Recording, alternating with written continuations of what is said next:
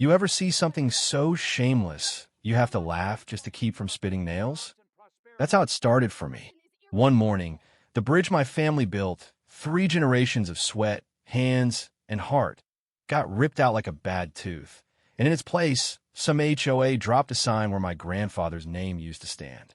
No warning, no knock, just arrogance dressed up as progress.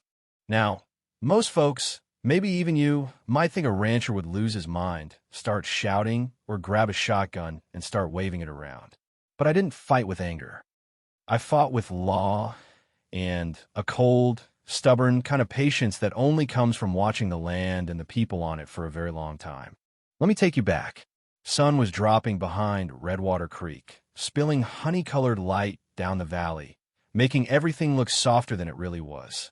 I was rolling slow in my old pickup, gravel whispering under the tires.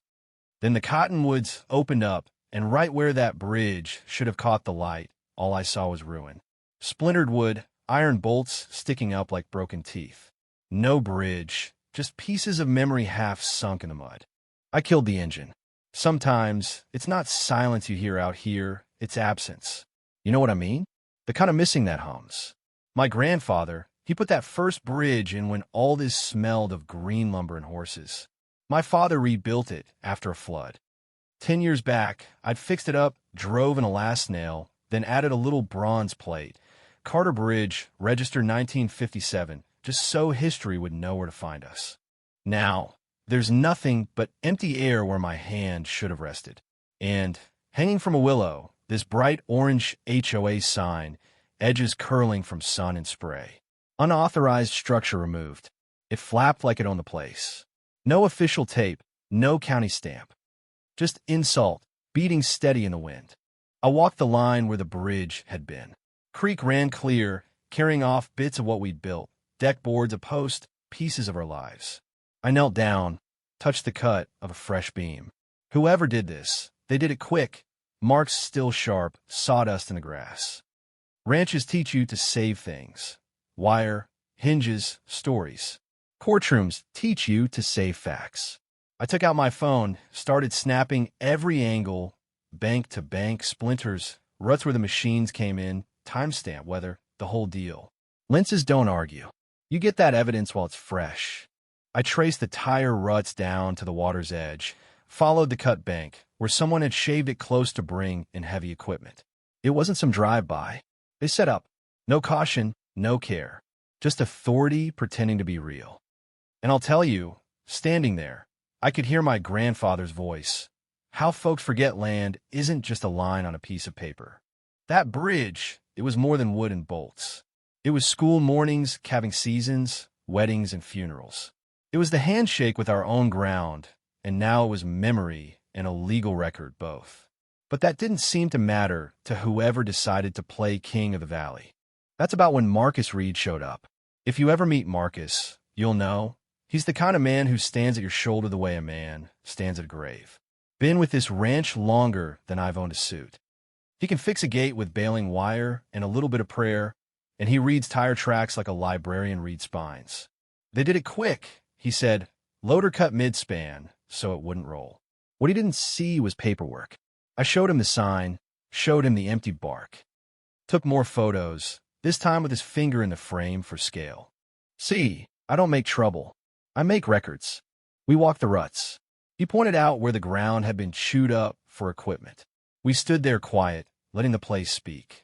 You notice things differently when a bridge is gone. The current runs unbroken.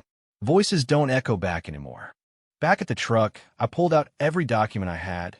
Maps, registry printouts, that letter from 1957 with my grandfather's careful signature, acknowledging historic status.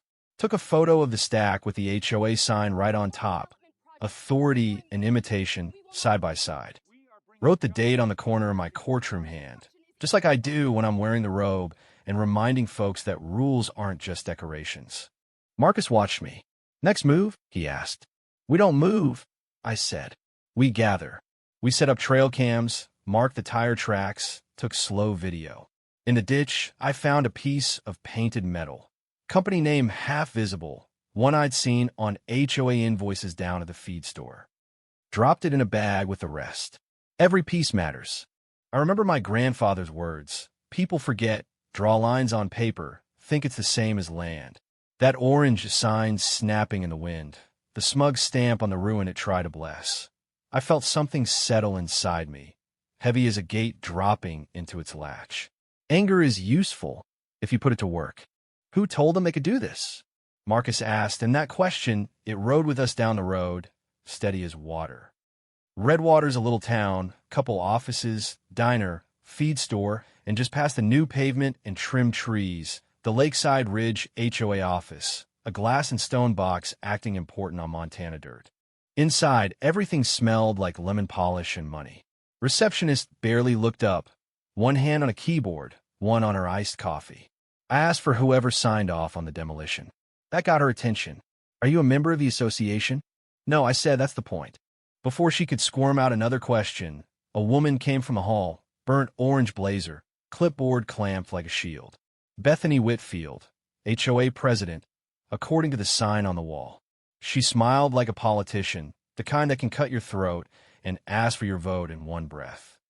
Mr. Remy, I heard you had some concerns about our compliance team. Concerns, I said. That's one word for it. She went on, talking about safety hazards, resident complaints, how their team took initiative. The map behind her showed the whole valley like a quilt, my land shaded blue, HOA blue. That's not your jurisdiction, I said. She gave me the kind of smile that never reaches the eyes. Our updated zoning plan expands the boundary to include the creek corridor. For emergency access, environmental risk. I cut her off. You mean more fees? Her eyes flashed, just for a second.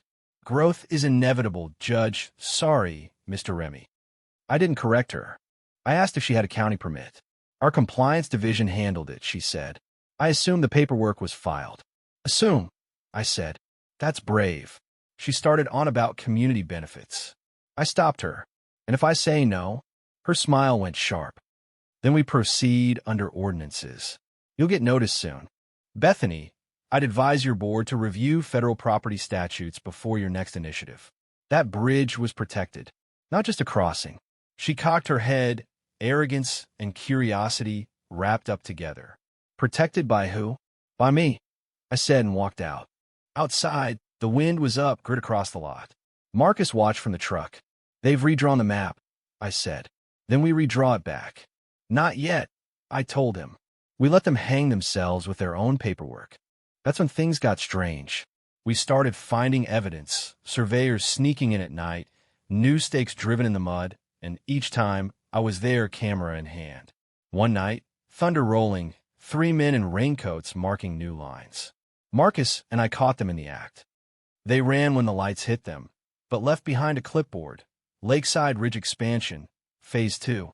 Back at the house, the wind rattled the windows. Trail cameras caught a black SUV by the ridge road. No plates, no logo. Marcus asked if I'd let this go. Not until they rebuild what they broke, I said, and maybe a few illusions with it. And they didn't stop at lines and papers. Not long after, the tool shed, my father's, went up in flames. Smoke billowed, timbers collapsing, the whole thing gone in minutes. Marcus and I put out what we could. Pulled the camera footage. There was 2 men, gas can, a flare, and fire. We sent it straight to Hannah Thomas at the DOJ. She called within the hour. Don't engage them directly, she said. We're moving fast. I kept every record. Hard copy, digital, safe, and secure. You ever find yourself fighting folks who love paperwork? Make the paper speak louder than they do. I rebuilt what they tried to erase. Not the bridge, not yet, but the truth. The law doesn't run on emotion. It runs on order. And order was what I had. Finally, I filed for an injunction. Trespass, arson, false boundaries.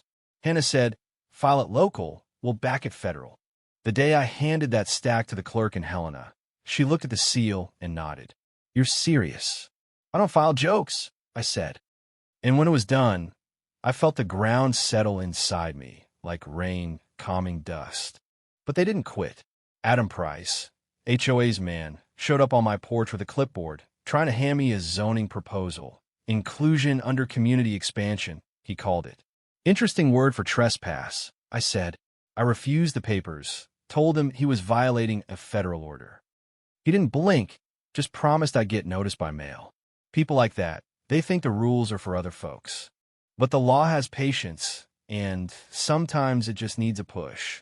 Days later, bulldozers rolled in after dark, floodlights cutting through the mist. I watched as Bethany herself shouted orders, machines chewing at the creek. Marcus asked if I wanted him to stop them. No, I said. The law will. I called Wilkins at the DOJ. He and his team rolled up, badges shining in the rain. Step away from the equipment, Mrs. Whitfield, he called out. She tried to shout back, but the operators stopped, marshals moved in, and the cuffs came out. For a moment, as the lightning flashed, you could see her realize the game was up. She got hauled off, wet and furious, the night air quiet behind her. And I didn't feel joy, just a relief like watching a wound finally get cleaned. Because it wasn't just her, it was the money behind her, the shell companies, the fake signatures. DOJ found it all, started a RICO investigation before the sun rose. When the dust settled and the last of the machines got towed off, the land was quiet again. Word spread faster than fire. HOA president arrested, association dissolved, developers under investigation. And then neighbors showed up, not paid crews, folk from every corner of the county. We built that bridge back, line for line, just like my grandfather drew it. On the last day, I carved a plaque. May this bridge keep our family connected, no matter the storms. Marcus handed me a golden nail. I drove it home, the sound ringing out across the water like a final word. There was no speech, no headline I wanted. Just kids running across the new span, laughter in the air, and peace, real peace, returning to the land.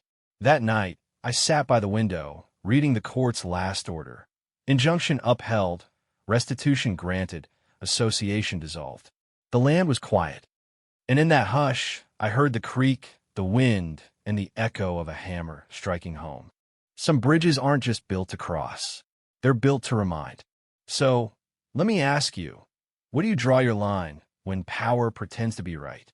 What would you do if someone tried to steal your ground with nothing but a pen and a lie? Ever had to stand your ground against folks who thought the rules didn't apply to them?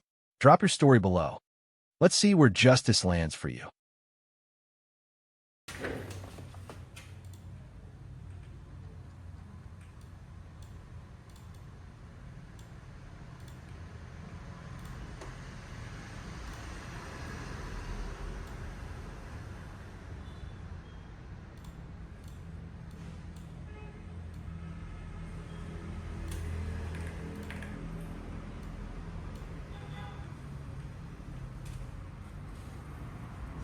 Cảm ơn tất cả các bạn đã xem video.